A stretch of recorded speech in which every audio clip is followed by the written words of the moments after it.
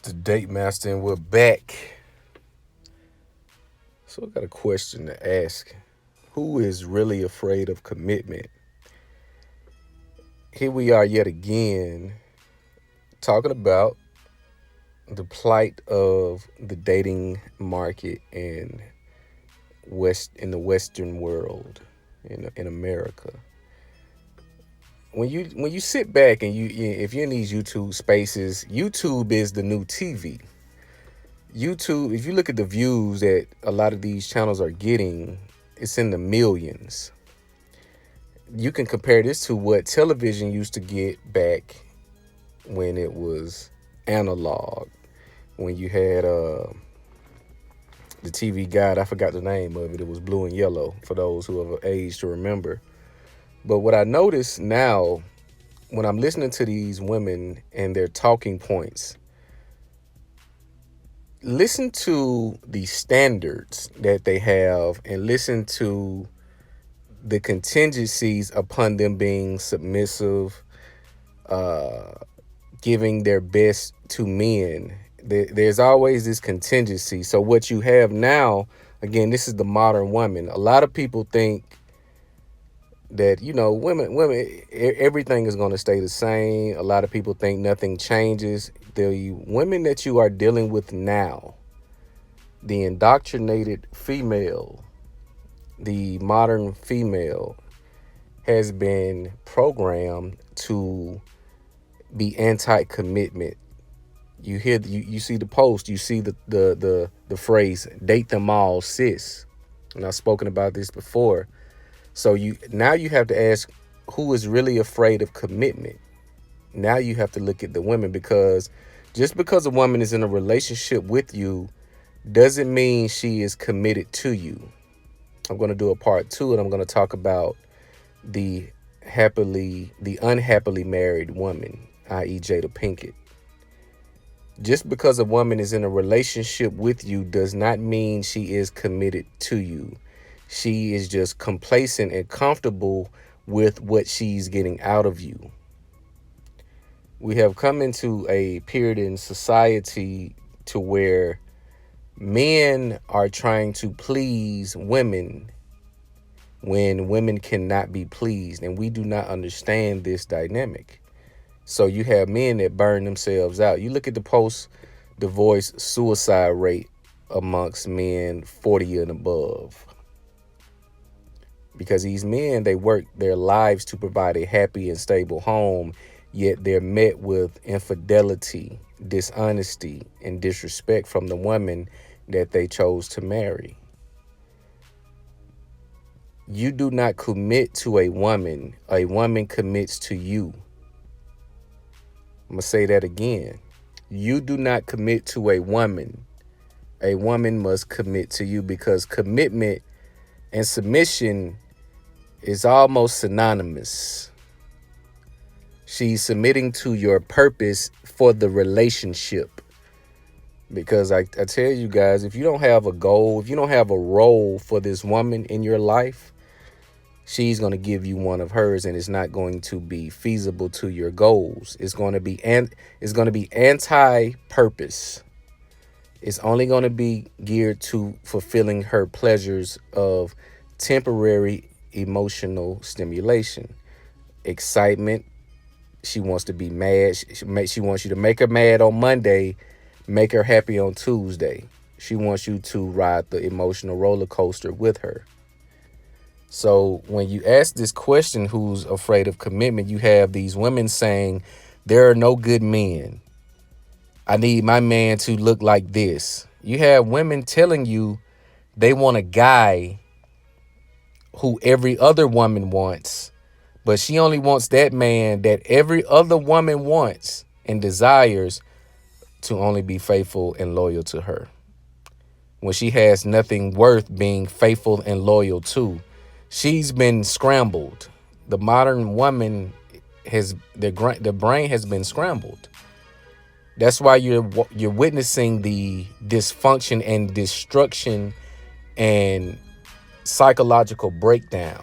You're witnessing this in real time. Get on World Star and go in 8 pages deep and tell me how many toxic videos you see with women, how many videos you see with women fighting. I came across a video about 3 days ago. This is in Austin, Texas. It's about 8 to 10 women fighting each other in the middle of the street in an alley in Austin, Texas. Not Memphis, Tennessee, not Birmingham, Alabama, not Jacksonville, Florida. Austin, Texas. Silicon Valley 2.0.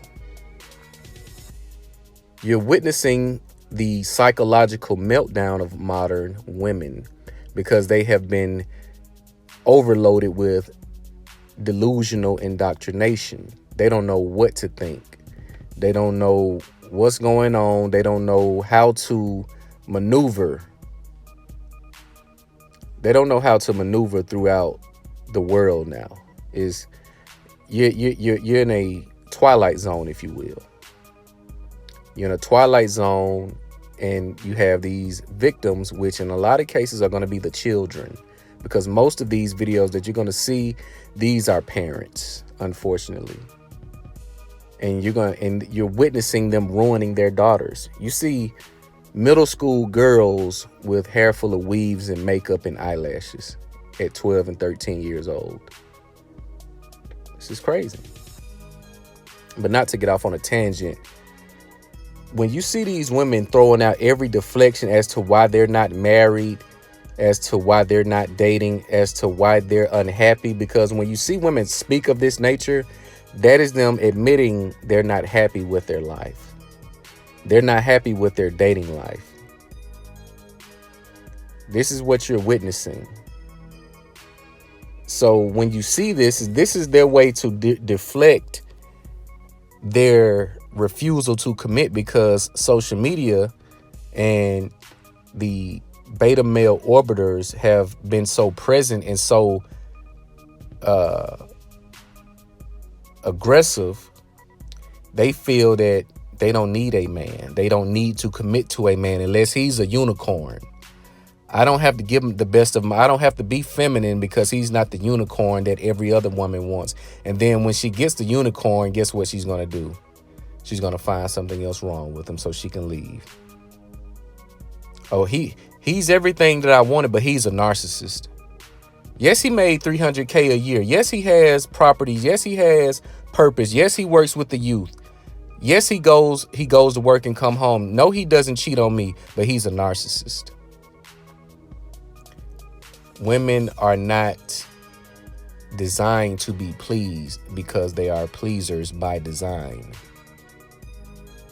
They are the ones that fear commitment because, again, social media has become their digital boyfriend. That's when you look at the Fresh and Fits and you look at the Kevin Samuels, and these guys ask these women, what are you willing to give up for the man of your dreams? And social media is thrown out there as the X factor, and these women fight tooth and nail to keep it because it is a digital boyfriend. It is everything they need to stimulate their emotions. If they need a boyfriend, they can throw out a picture. They can get compliments. They can get offers for dates. They can get men paying for their lunch via Cash App. You have women, or should I say girls, on these social media platforms telling guys to flirt with her via Cash App. Flirt with me on Cash App, meaning pay me to be ignored and be treated like a trick. And you guys willingly oblige because you're desperate. You'll do anything to get that meat wet. So you're a part of this problem. So as a man, I would take committing to a woman out of your psychological makeup or agenda. You do not commit to a woman. You commit to your purpose. Well, let me correct that. You commit to the Most High and then your purpose, and she commits to you, and she commits to the Most High and your purpose by going through you as the middleman.